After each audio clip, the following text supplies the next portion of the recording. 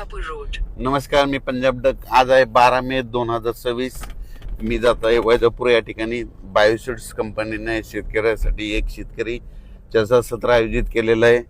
तर त्या ठिकाणावर जात असताना एक शेतकऱ्याला सांगतो की राज्यामध्ये आता म्हणजे 2026ला मान्सूनला असं पोषक वातावरण तयार झालेलं आहे। म्हणजे बंगालच्या खाडीमध्ये चांगलं मान्सूनसाठी पोषक वातावरण तयार झालेलं आहे आणि जवळपास 16 किंवा 17 तारखेला अंदमान बेटावर मान्सून दस्तक देणार आहे। मग दस्तक दिल्याच्या नंतर कंप्लीट तिथून 10 दिवस केरळला यायला लागतात आणि तिथून 10 दिवस म्हणजे कंप्लीट 7 जूनच्या आसपास महाराष्ट्रामध्ये पाऊस दाखल होऊ शकतो। म्हणून शेतकऱ्यासाठी एक आनंदाची बातमी, राज्यामध्ये 15 तारखेच्या नंतर उन्हाचा पारा कमी होणार आहे, 40 अंशाच्या खाली पारा सरकणार आहे, म्हणून हा अंदाज लक्षात।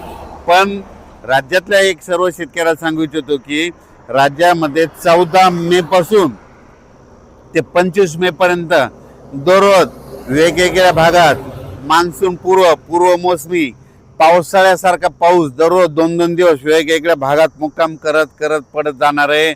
म्हणून हा अंदाज शेतकऱ्यांना लक्षात यायचा।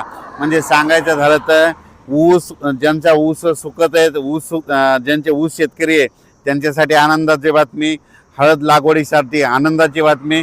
पण ज्यांच्या हळदी काढून ठेवलेले आहे त्यांनी मात्र 14 तारखेपर्यंत तुमच्या हळदी काढून घरी आणून ठेवा, कारण की राज्यामध्ये जसं गेल्या वर्षी 14 तारखेला 13 तारखेला पाऊस आला होता 13 मेला, यावर्षी देखील 14 मेला पाऊस येणार आहे। आणि हे पाऊस कंटिन्यू मे महिन्यात आता म्हणजे 14 पासून तर 30 मे पर्यंत दररोज वेगवेगळ्या भागात दररोज भाग बदलत, कधी पूर्व विदर्भ, कधी पश्चिम विदर्भ, 2 दिवस पश्चिम महाराष्ट्र, 2 दिवस विदर्भ, असं वेगवेगळा मराठवाडा, असं करत 30 मे पर्यंत दररोज विखुरलेल्या स्वरूपाचा पाऊस पडणार आहे आणि शेतामध्ये पाणी देखील साचणार आहे।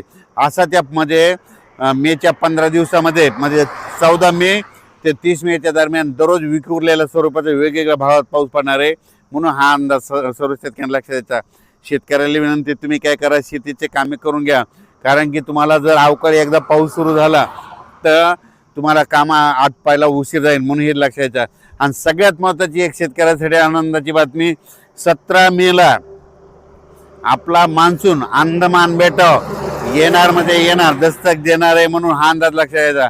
तसं तर 14 तारखेपासून म्हणजे 12 तारखेपासून तिथून मान्सूनचं पोषक वातावरण तयार झालंय, पण 17 मेला चांगलं दस्तक देईल आणि मान्सून तिथं दाखल झाला म्हणून असं जाहीर केलं जाईल, म्हणून हे देखील सर्व शेतकऱ्यांना लक्षात येतं।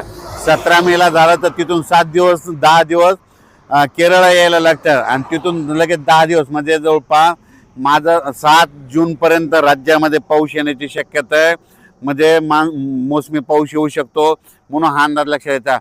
पण राज्यात मात्र मोसमी पाऊस येईल तेव्हा येईल, 7 तारखेला येईल, 7 जूनला येईल, पण त्या अगोदर मात्र 14 मे ते मात्र 30 मेच्या दरम्यान म्हणजे राज्यामध्ये दररोज पूर्व मोसमी पाऊस गेल्या वर्षी जसा पडला तसाच पडणार आहे। म्हणून त्या पावसामध्ये विजेचं प्रमाण जास्त आहे, म्हणून तुम्ही काय करा, विजेपासून स्वतःची काळजी घ्या, त्याच्यानंतर आपली जनावरे झाडाखाली बांधू नका, कारण की 14 मे ते त्या 15 दिवसामध्ये राज्यामध्ये असा काही भागात पाऊस पडेल, शेतामध्ये पाणी साचेल,